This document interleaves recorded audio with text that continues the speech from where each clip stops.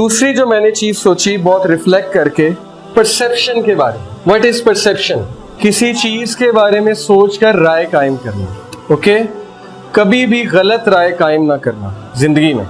Okay, हमारा मसला ये है स्पेशली यूथ का, हम बहुत जल्दी इंप्रेस भी होते हैं और बहुत जल्दी जो है वो डिस्करेज भी होते हैं। ये एक गलत एटीट्यूड है। आपने जो भी परसेप्शन बनानी है खुदा के लिए उसके पैरामीटर्स इंसाफ पे रखें।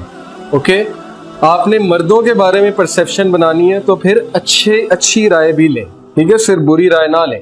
या आपने औरतों के बारे में परसेप्शन बनानी है तो दोनों साइड्स को देखें। परसेप्शन का ताल्लुक है इंसाफ के साथ और अल्लाह ने इंसाफ को बहुत फौकियत दी। आपने रिलीजन के बारे में परसेप्शन बनाना है, एथिज्म के बारे, जिसके भी बारे में बनाना है, इंसाफ पे बनाओ। अब रिलीजन के बारे में क्या हमारे इंटेलेक्चुअल सो कॉल्ड जो इंटेलेक्चुअल लिबरल्स हैं, क्या वो जस्टिस की बेसिस पे कमेंट कर रहे हैं रिलीजन पे? जस्टिस है ही नहीं, इंटेलेक्चुअल डिसऑनेस्टी है। वो अजीबोगरीब लॉजिक लेकर आते हैं, हिट करते हैं रिलीजन को, सार्केस्टिक होते हैं, मॉक करते हैं, डिग्रेड करते हैं। ओके, और अजीब बातें करते हैं जो चीजें एग्जिस्ट ही नहीं करती, कि जो कुरान में लिखा है काफिर को मार देना चाहिए सूरह तौबा में। ठीक है भाई, लिखा है, लेकिन वो सूरह वो जंगे बदर पे नाजिल हुई है, वो आया, उसका एक पस मंजर है। तो ये इंटेलेक्चुअल डिसऑनेस्टी है। तो ना इतनी जल्दी किसी से इंप्रेस हो।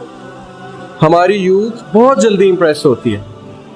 कोई टॉक देने आता है, वाह, फौरन इंप्रेस हो जाते हैं। कोई बंदा, कोई एनजीओ आती है, आपको कुछ काम दिखाती है, आकर आप इंप्रेस हो जाते हैं, I want to join them.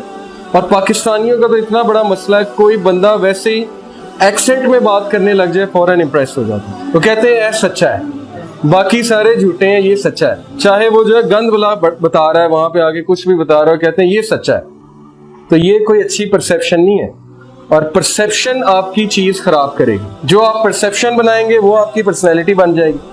मुआशरे के बारे में दीन की बात फैलाना सदक़े जारिया है। सवाब की नीयत से वीडियो को शेयर जरूर कीजिए। जज़ाकल्लाह।